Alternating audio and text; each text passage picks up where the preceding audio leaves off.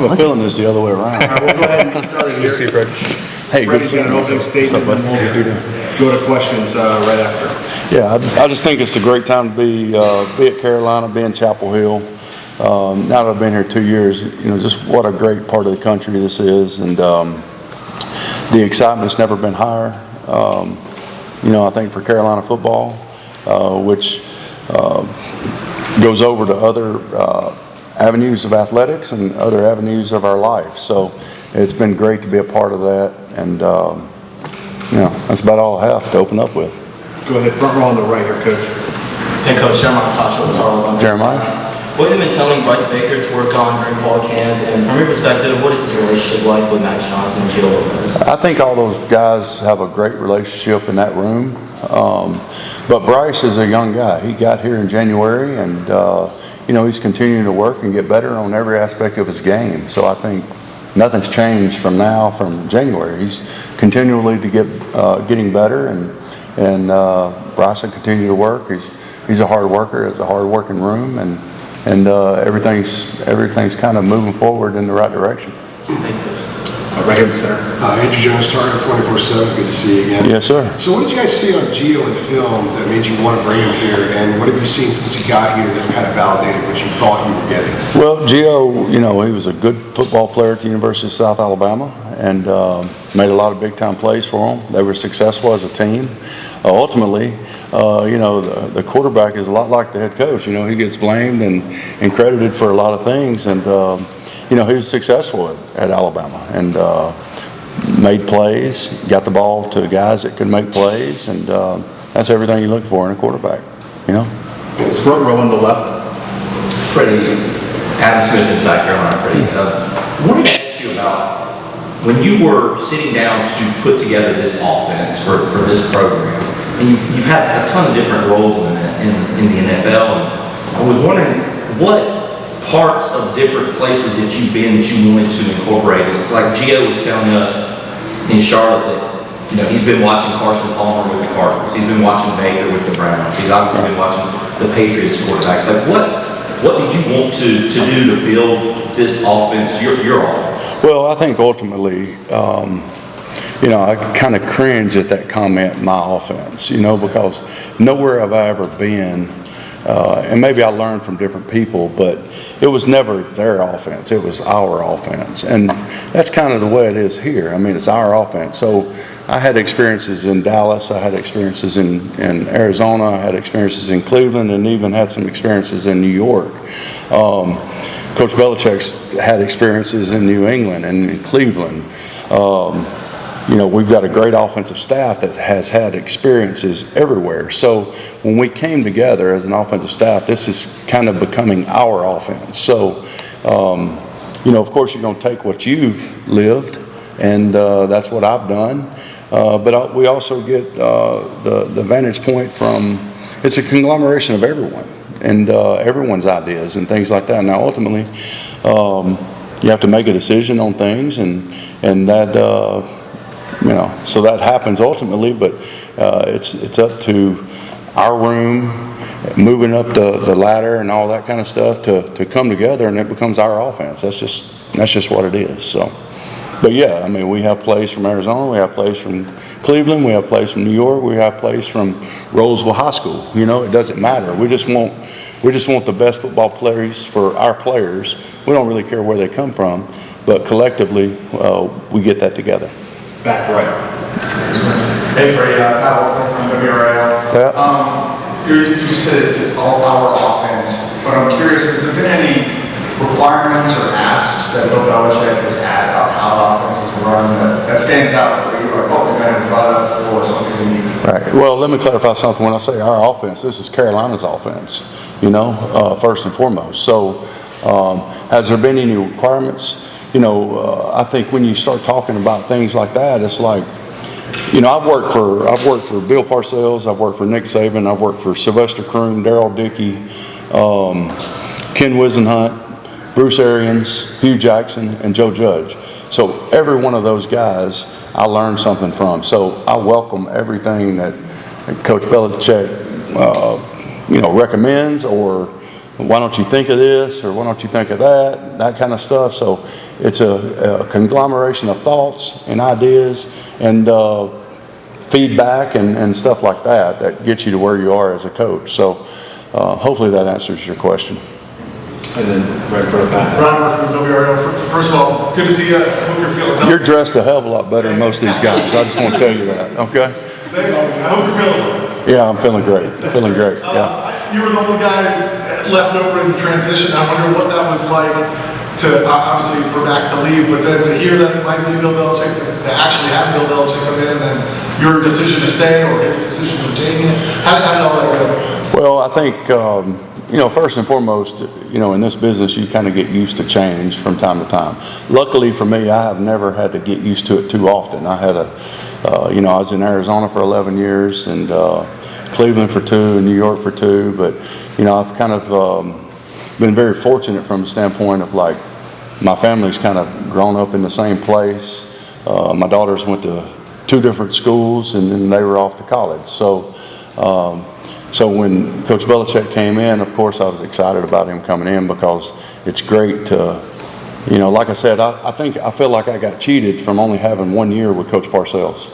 Okay, I was fortunate enough to have more years with other head coaches, but I feel very fortunate that I get to be around Coach Belichick and learn from him. Right here, front row. Hey, Coach. Have there been any freshman players that really stood out to you and really exceeded your expectations when they stepped onto campus? Well, I think, a lot of them. I mean, I think all those guys are kind of continually to get better, and they're working hard each and every day. And, I know on the offensive side of the ball, we try to stress just getting better each day. Don't worry about where you're starting. Let's worry about today and to get better today and kind of stay where your feet are. And I think all of them are doing that. So, yeah, I think there's a bunch of them that fall in that mode. Right next to him. Freddie, Michael Coe, WCHL, Chamberlain.com. Good to see you again. Yeah. A lot of the players have made mention of the conditioning that they've done in the summer under Coach Moses Cabrera. Gio said he's the best conditioned he's ever been in his life. Thad Dixon compared it to a cross-country team. As someone who was here last year, have you noticed the ripple effects of that and how long the guys are able to go in drills in fall camp, the quickness, explosion that they've had? Yeah, I think, good to see you again. I think Moses does a great job in his group in the weight room, and it certainly shows, these first 4 days. We're 4 days in right now, so it certainly shows in those first 4 days, but I think really where it's going to show is those last 4 days maybe. So I think that's kind of what Coach Mo always has in mind, and that's why he's one of the best out there. In the middle on the left here. Hey Freddie, Caroline Lewis from Hey, the Caroline. Observer. I'm just curious, you were here last year and you saw just the journey that Max Johnson took on his way through that gruesome injury to making it back to the field. What did it mean to you to see him come back from that, and what have you seen from him so far? I tell you, it's, seeing him on the field in Minnesota last year and then seeing where he's at right now is remarkable from the standpoint of what he did in the training room. And I just know from experience, like, injuries like that, it puts a toll on you from a mental standpoint also. So, for him to recover mentally and physically the way he's done has been remarkable. And of course, I'm so happy for him. I know he's happy, to be in the position he's at right now. And, I'm looking forward and excited to see him move forward in not only football, but in his life, because the injury he had could change your life, Back middle. Coach Ted Keefe with Sports Business Journal. We've heard a lot about Coach Belichick coming in and saying he's the 33rd NFL franchise. As someone who's spent a lot of time in the NFL, what does that mean organizationally to you, not just in day-to-day coaching, but in terms of management of staff and overseeing an organization like Carolina? How does that work? How does that manifest itself? Yeah, I think, I'm not sure that it's,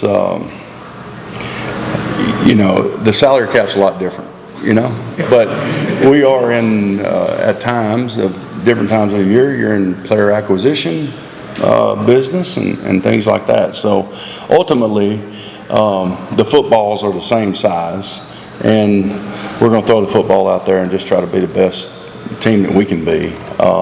You'd probably have to expand on that with him, what exactly he means by that. Does it feel a little bit more like an NFL organization than some other college stops you made? I think the last, 2 or 3 years in college football has felt more like that, definitely.